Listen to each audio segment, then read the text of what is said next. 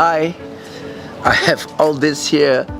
This is actually memories. Karena zaman sekarang orang sudah nggak pakai handycam seperti ini ya.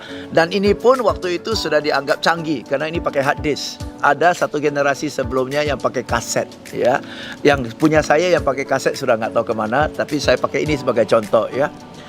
Ini many years ago, hampir 20 tahun yang lalu.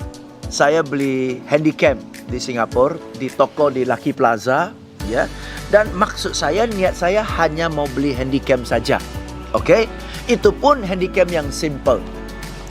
Akhirnya orang sales di toko itu jelaskan kepada saya bahwa ini nggak cukup. Karena baterai ini nggak tahan lama. Jadi kalau saya mau syuting outdoors, low bat kan repot.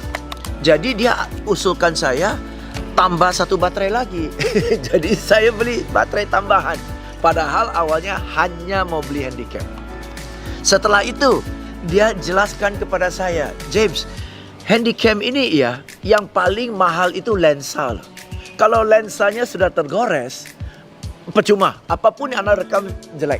Jadi agar supaya lindungi lensanya harus beli filter ya, supaya ditutup begitu. Oh bagus, saya beli filter, cuma filternya udah nggak tahu kemana. Oke. Terus dia bilang, James, kalau you mau syuting bagus supaya tangannya nggak goyang-goyang, bagusnya pakai tripod.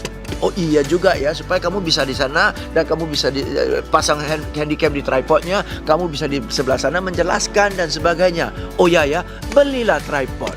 Terus dia bilang, James, ini kalau kececer begini, bawanya repot. Jadi gimana? Dia tawarin beli tasnya lagi. So, saya maksudnya mau beli satu handycam. Saya keluar dengan baterai, tripod, filter, dan tas. Itu namanya cross-selling. Dan tadinya saya mau beli handycam yang simple. Tapi dia jelaskan kepada saya sehingga saya beli handycam yang lebih mahal. Itu upselling. Dan cross-selling dan upselling itu adalah teknik yang paling simple tapi teknik yang paling ampuh untuk tingkatkan penjualan Anda, untuk meningkatkan omset Anda. Dan orang sales justru harus pinter-pinter upsell dan cross-sell. Tapi nyatanya apa? Nyatanya adalah justru banyak orang sales mewakili pelanggan minta atasannya diskon. Bukannya jual lebih mahal, bukannya jual lebih banyak, malah mewakili pelanggan. Bilang kepada atasan, bos, customer minta diskon 30%, boleh enggak? Gila kan? Nah, bagaimana caranya orang sales Anda pinter-pinter upsell dan cross-sell? Contoh, kita ke supermarket, dikasih keranjang kan? Supaya apa? Supaya kita belanja lebih banyak kan? Dengan keranjang kan kita bisa masuk macam-macam kan? Tapi kalau kita bawa dengan dua tangan, sebentar aja udah penuh kok. Jadi keranjang itu adalah tools, instrumen untuk customer upsell, you see. So sales people must really learn how to upsell, how to cross sell, and how to get referrals.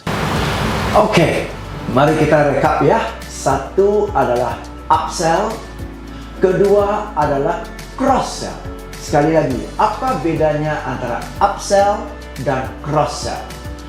Upsell adalah pelanggan mau beli produk atau model dengan harga ini, kita sarankan dia beli produk dan model yang sedikit lebih tinggi harganya, yaitu upsell. Misalnya tadi contohnya adalah saya mau beli handycam yang sederhana, dan orang salesnya arahkan ke saya, nasihati saya untuk beli handycam yang sedikit lebih mahal. Nah, dengan saya beli handycam yang sedikit lebih mahal, bukankah omsetnya meningkat?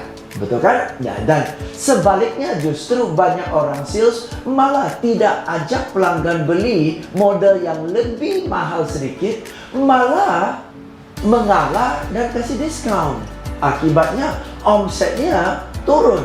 Betul? Nah, pertanyaannya bagaimana caranya supaya kita bisa arahkan pelanggan untuk beli model yang sedikit lebih mahal alias sedikit lebih canggih. Satu adalah kita harus mengerti kebutuhan dia, keinginan dia. kenapa dia beli handycam ini? Contoh ya, dia beli handycam ini, atau dia beli baju ini, atau dia beli produk ini. Untuk apa? Penggunaannya apa saja? Kalau kita sudah tahu, ya, untuk apa dia beli produk itu, kan lebih gampang kita arahkan dia untuk beli produk yang nilainya lebih tinggi, harganya lebih tinggi, of course, dengan fitur dan benefit yang lebih bagus. Oke? Dan pasti Anda tanya, Pak James, bagaimana caranya supaya orang mau bayar sesuatu yang lebih mahal? Betul kan? Ya. Gini caranya. Caranya adalah cari tahu selisih harga. Oke, selisih harga antara model ini dan model itu. Katakan kembali ke contoh handycam, ya. Model ini katakan harganya 5 juta rupiah. Model ini harganya 6 juta rupiah. Selisihnya kan 1 juta. Oke, jadi selisihnya yang harus kita bahas. Selisihnya dalam contoh ini 1 juta rupiah antara dua model ini, ya. Terus handycam ini bisa dipakai berapa tahun? Katakan satu handycam bisa pakai 5 tahun. Jadi 1 juta rupiah dibagi dengan 5 tahun. 1 tahun hanya 200.000. 1 tahun 200.000, dan 1 tahun kalau katakanlah dia pakai 20 kali saja handycam itu. 20 kali saja, sekali dia pakai 10.000. Nggak seberapa kan?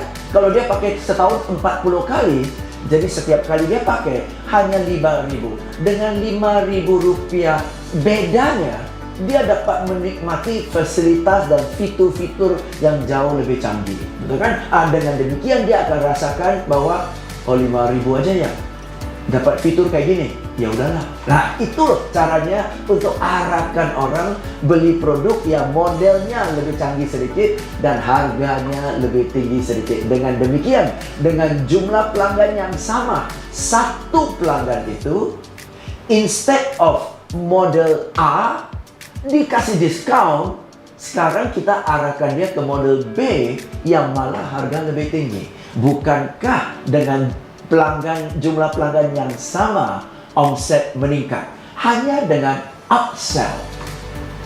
Contoh kedua adalah dengan cross sell. Cross sell adalah seperti contoh yang saya berikan. Dari satu handycam bisa beli baterai cadangan, bisa beli filternya, bisa beli tasnya, bisa beli tripodnya dan sebagainya. Betul? Dan jujur ya, semua produk kurang lebih ada cross sell. Semua produk kurang lebih ada cross sell-nya. Oke, ya. Beli mobil ada cross sell nggak? Ada aksesorisnya. Ada asuransinya, betul ya. Beli motor ada nggak cross sell? Ada. Sama aksesorisnya. Sama beli handycam pun ada aksesoris. Beli handphone ada nggak? Ada aksesorisnya, betul kan ya. Beli asuransi ada nggak? Ada.